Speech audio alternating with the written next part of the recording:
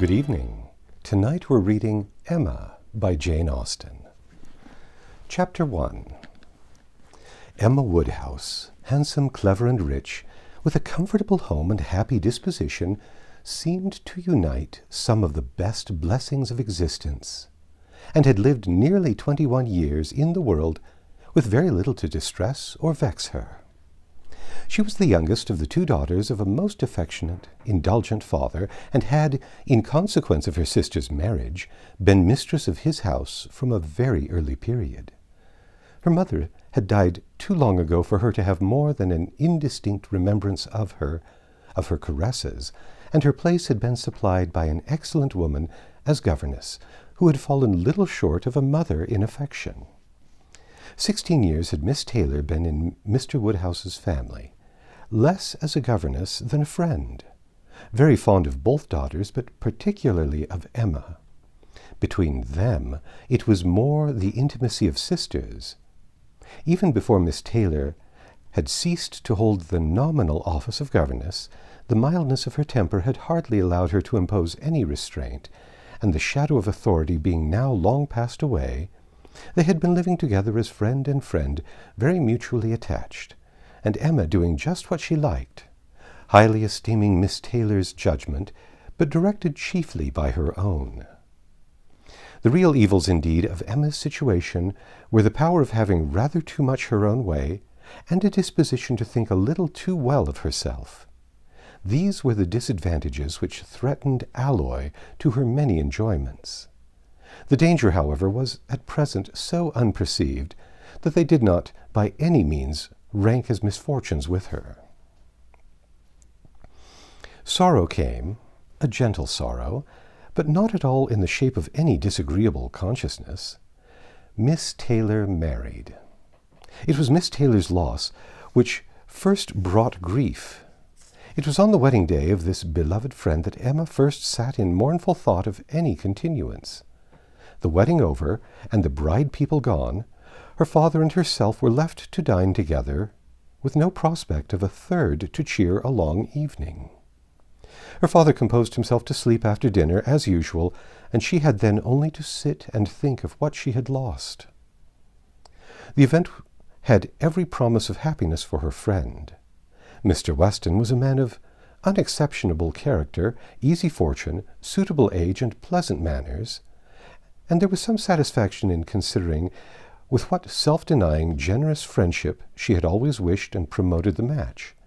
But it was a black morning's work for her.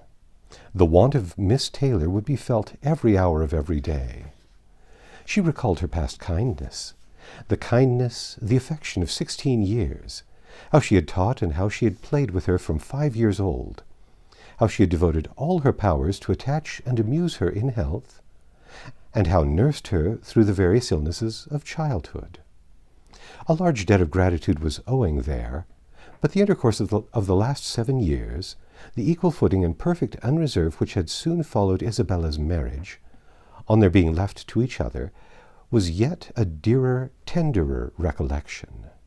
She had been a friend and companion such as few possessed, intelligent, well-informed, useful, gentle, knowing all the ways of the family, interested in all its concerns, and peculiarly interested in herself, in every pleasure, every scheme of hers, one to whom she could speak every thought as it arose, and who had such an affection for her as could never find fault. How was she to bear the change?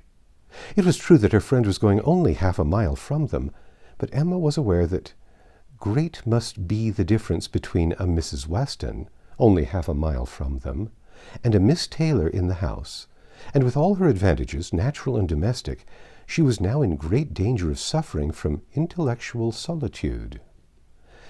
She dearly loved her father, but he was no companion for her. He could not meet her in conversation, rational or playful. The evil of the actual disparity in their ages, and Mr. Woodhouse had not married early, was much increased by his constitution and habits, for having been a valetudinarian all his life, without activity of mind or body, he was a much older man in ways than in years, and though everywhere beloved for the friendliness of his heart and his amiable temper, his talents could not have recommended him at any time.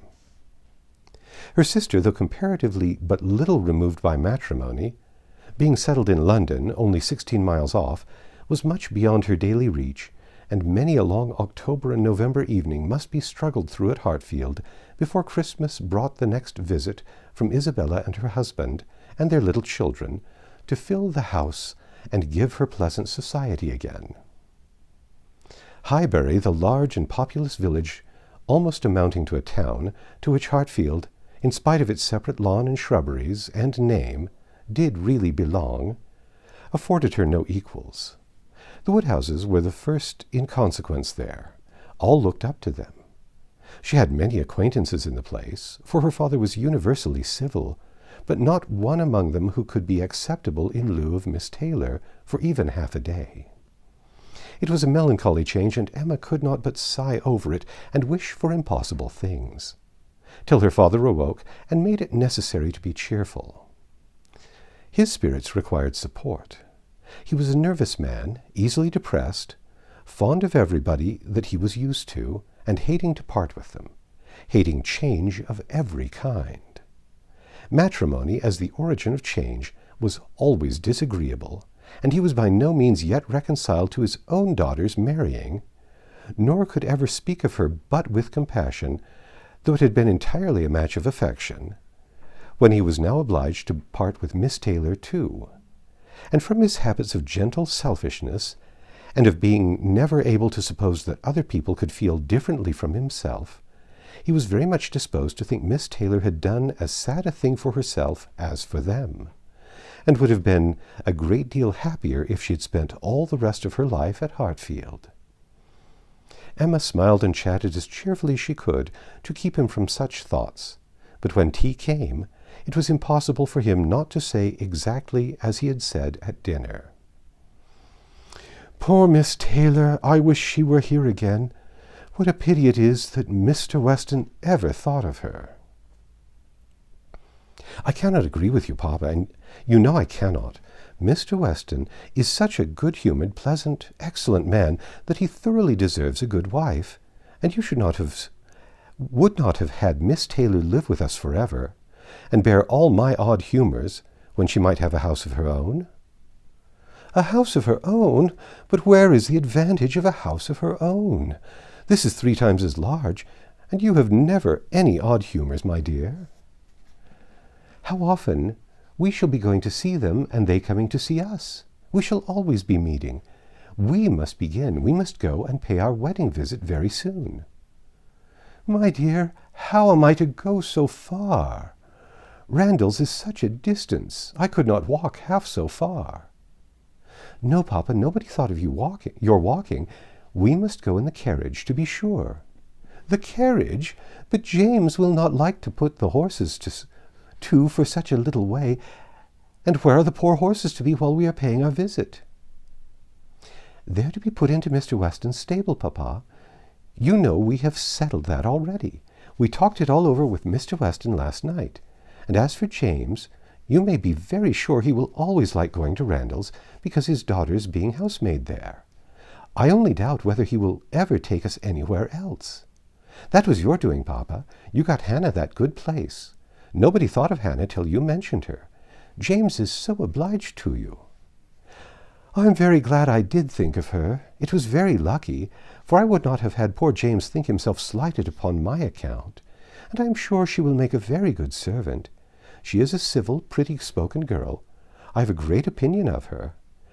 Whenever I see her, she always curtsies and asks me how I do, in a very pretty manner, and when you have had her there to do the needlework, I observe she always turns the lock of the door in the right way, and never bangs it. I am sure she will be an excellent servant, and it will be a great comfort to poor Miss Taylor to have somebody about her that she is used to see.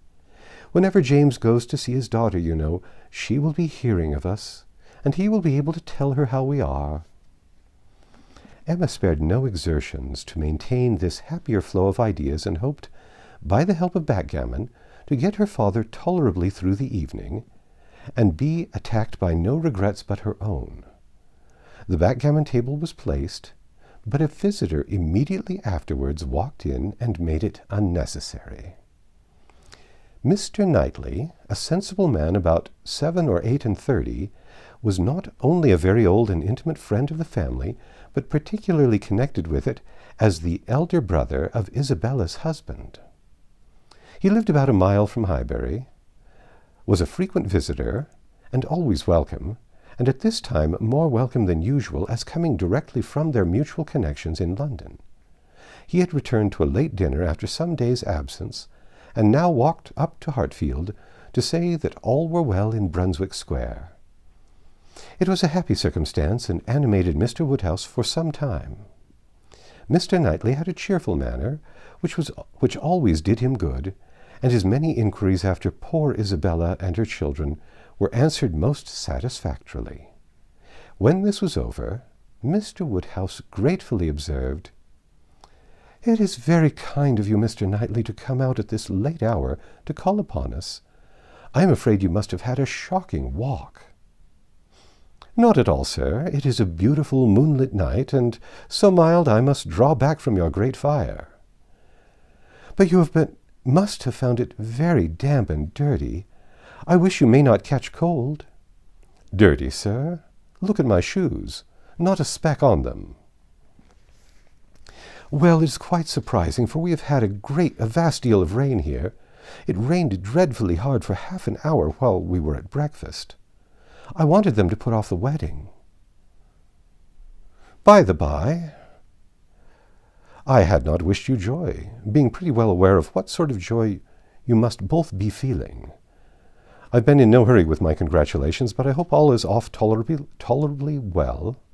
How did you all behave? Who cried most?" "Ah, poor Miss Taylor, 'tis a sad business."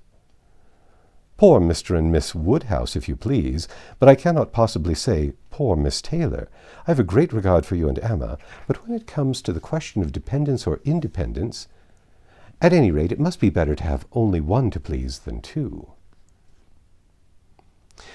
"Especially when one of the two is such a fanciful, troublesome creature," said Emma playfully.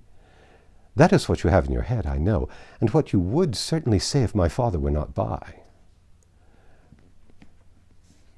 "I believe it is very true, my dear, indeed," said Mr. Woodhouse, with a sigh. "I am afraid I am sometimes very fanciful and troublesome." "My dearest papa, you do not think I could mean you, or suppose Mr. Knightley to mean you? What a horrible idea! Oh, no, I meant only myself. Mr. Knightley loves to find fault with me, you know. In a joke. It is all a joke. We always say what we like to one another." Mr. Knightley, in fact, was one of the few people who could see faults in Emma Woodhouse, and the only one who ever told her of them. And though this was not particularly agreeable to Emma herself, she knew it would be so much less so to her father, that she would not have him really suspect such a circumstance as her not being thought perfect by everybody. "Emma knows I never flatter her," said Mr. Knightley, "but I meant no reflection on anybody. Miss Taylor has been used to having 2 persons to please. She will now have but 1. The chances are that she must be the gainer." "Well," said Emma, willing to let it pass, "I want to hear about the wedding." "You want to hear about the wedding, and I shall be happy to tell you, for we all behaved charmingly. Everybody was punctual, everybody in their best looks, not a tear, and hardly a long face to be seen. Oh, no, we all felt that we were going to be only half a mile apart, and were sure of meeting every day." "Dear Emma bears everything so well," said her father. "But Mr. Knightley, she is really very sorry to lose poor Miss Taylor, and I am sure she will miss her more than she thinks for." Emma turned away her head, divided between tears and smiles. "It is impossible that Emma should not miss such a companion," said Mr. Knightley. "We should not like her so well as we do, sir, if we could suppose it. But she knows how much the marriage is to Miss Taylor's advantage. She knows how very acceptable it must be, at Miss Taylor's time of life, to be settled in a home of her own, and how important to her to be secure of a comfortable provision. and therefore cannot allow herself to feel so much pain as pleasure. Every friend of Miss Taylor must be glad to have her so happily married." "And you have forgotten one matter of joy to me," said Emma, "and a very considerable one, that I made the match myself. I made the match, you know, 4 years ago, and to have it take place, and to be proved in the right, when so many people said Mr. Weston would never marry again, may comfort me for anything." Mr. Knightley shook his head at her. Her father fondly replied, "Ah, my dear, I wish you would not make matches and foretell things, for whatever you say always comes to pass. Pray do not make any more matches." "I promise you to make none for myself, Papa, but I must, indeed, for other people. It is the greatest amusement in the world, and after success, you know, everybody said that Mr. Weston would never marry again. Oh dear, no, Mr. Weston, who had been a widower so long, and who seemed so perfectly comfortable without a wife, so constantly occupied either in his business in town or among his friends here, always acceptable wherever he went, always cheerful. Mr. Weston need not spend a single evening in the year alone, if he did not like it. Oh no, Mr. Weston certainly would never marry again.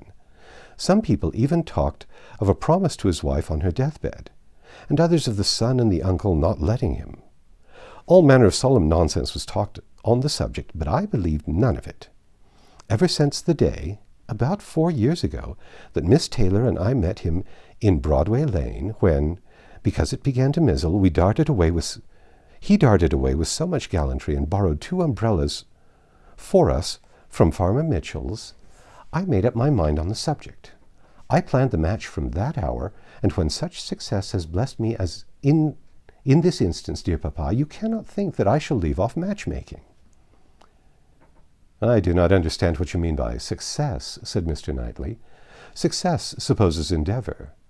Your time has been properly and delicately spent, if you have been endeavoring for the last 4 years to bring about this marriage. A worthy employment for a young lady's mind. But if, which I rather imagine, your making the match, as you call it, means only your planning it, you're saying to yourself one idle day, I think it would be a very good thing for Miss Taylor and Mr. Weston, if Mr. Weston were to marry her, and saying it again to yourself every now and then afterwards, why do you talk of success? Where is your merit? What are you proud of? You made a lucky guess, and that is all that can be said." "And have you never known the pleasure and triumph of a lucky guess? I pity you. I thought you cleverer, for, depend upon it, a lucky guess is never merely luck.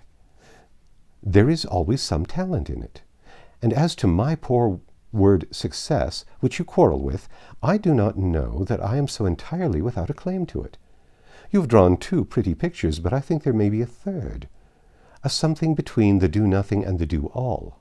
If I had not promoted Mr. Weston's visits here, and given many little encouragements, and smoothed many little matters, it might not have come to anything after all. I think you must know Hartfield enough to comprehend that." A straightforward, open-hearted man like Weston, and a rational, unaffected woman like Miss Taylor, may be safely left to manage their own concerns. You are more likely to have done harm to yourself than good to them by interference. "Emma never thinks of herself, if she can do good to others," rejoined Mr. Woodhouse, understanding but in part. "But, my dear, pray do not make any more matches. They are silly things, and break up one's family circle grievously." "Only one more, Papa, only for Mr. Elton. Poor Mr. Elton. You like Mr. Elton, Papa. I must look about for a wife for him. There is nobody in Highbury who deserves him, and he has been here a whole year, and has fitted up his house so comfortably that it would be a shame to have him single any longer. I thought when he was joining their hands today, he looked so very much as if he would like to have the same kind of office done for him. I think very well of Mr. Elton, and this is the only way I have of doing him a service." "Mr. Elton is a very pretty young man, to be sure, and a very good young man, and I have great regard for him. But if you want to show him any attention, my dear, ask him to come and dine with us some day. That will be a much better thing. I dare say Mr. Knightley will be so kind as to meet him." "With a great deal of pleasure, sir, at any time," said Mr. Knightley, laughing. "And I agree with you entirely, that it will be a much better thing. Invite him to dinner, Emma, and help him to the best of the fish and the chicken, but leave him to choose his own wife. Depend upon it, a man of 6 or 27 can take care of himself." That's the end of Chapter 1. Come back tomorrow and we'll read Chapter 2.